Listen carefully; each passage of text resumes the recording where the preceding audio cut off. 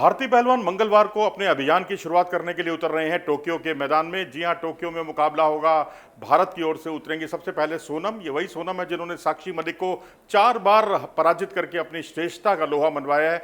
62 kilogram वर्ग में अपनी चुनौती रखेंगी और इनका पहले राउंड में जो मुकाबला होगा मंगोलिया की खोरेकू बोलोर्तुआ से होगा।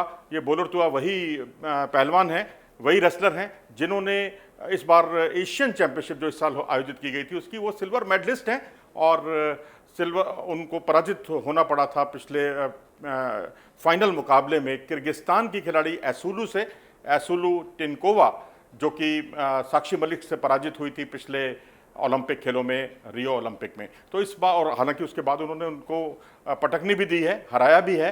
तो अगर भारतीय खिलाड़ी सोनम विजयी रहती हैं पहले राउंड में तो उनका मुकाबला अगले राउंड में इजिप्ट और ब्राज़ील की जो खिलाड़ी हैं उन दोनों की विजेता से होगा। इन दोनों के बीच में जो मुकाबला होगा उसकी विजेता से होगा। इजिप्ट और ब्राज़ील की खिलाड़ी होंगी उनके सामने, इन दोनों में से कोई एक खिलाड़ी होगी उनके सामने। और यदि वो मुकाबला भी वो जीतने में कामयाब हो जाती हैं तो जापान की वर्ल्ड चैंपियन युकाको कवई उनके सामने होंगी।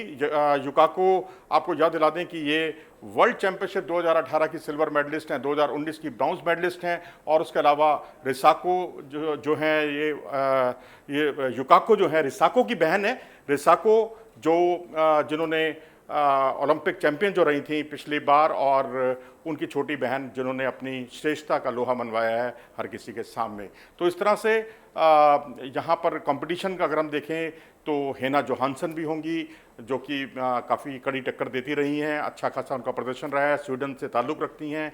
और जोहानसन के अलावा ताइबो यूसिन जो कि बुल्गारिया की हैं और वर्ल्ड चैंपियनशिप 2012, 13, 19 में 12, 13 और कई मौक़ों पर जो है वो सिल्वर मेडल जीत चुकी हैं। और यूरोपियन चैंपियनशिप 2021 में जो इस साल आयोजित की गई थी उसमें उनका प्रदर्शन बहुत निराशाजनक रहा था, 9वें स्थान पर रही थी।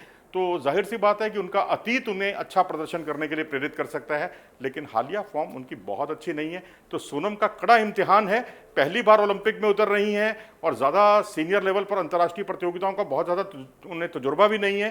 तो उम्मीद करनी चाहिए कि सोनम कुछ बेहतर करेंगी।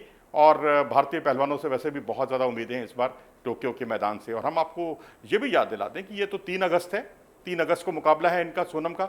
4 अगस्त को रवि उतरेंगे, दीपक पूनिया उतरेंगे। रवि चुनौती रखेंगे 57 किलोग्राम में, दीपक पूनिया दीपक पूनिया 86 किलोग्राम में अपनी चुनौती रखेंगे और अंशु महिलाओं के 57 किलोग्राम वर्ग में चुनौती रखेंगी। और 5 अगस्त को विनेश फोगट उतरेंगी और उसके बाद 6 अगस्त को सीमा और बजरंग पूनिया उतरेंगे। हम आपको ये भी याद दिला दें कि 2 दिन के मुकाबले हैं, पहले सेमीफाइनल तक के मुकाबले होंगे, अगले दिन जो है मेडल राउंड होंगे।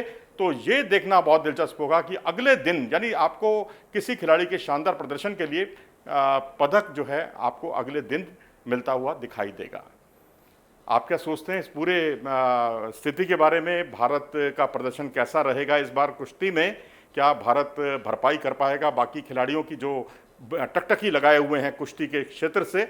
और फिलहाल सोनम चुनौती के लिए तैयार हैं और मंगोलियाई पहलवान के सामने 62 किलोग्राम का मुकाबला। और तैयार हो जाइए, 3 तारीख, और लिख लीजिए कहीं, 3 तारीख को इनका मुकाबला है। और उम्मीद करनी चाहिए कि वो एक अच्छा प्रदर्शन करेंगी। अगर आपको ये वीडियो पसंद आया हो तो इसे लाइक करें और हमारे चैनल को सब्सक्राइब भी करें।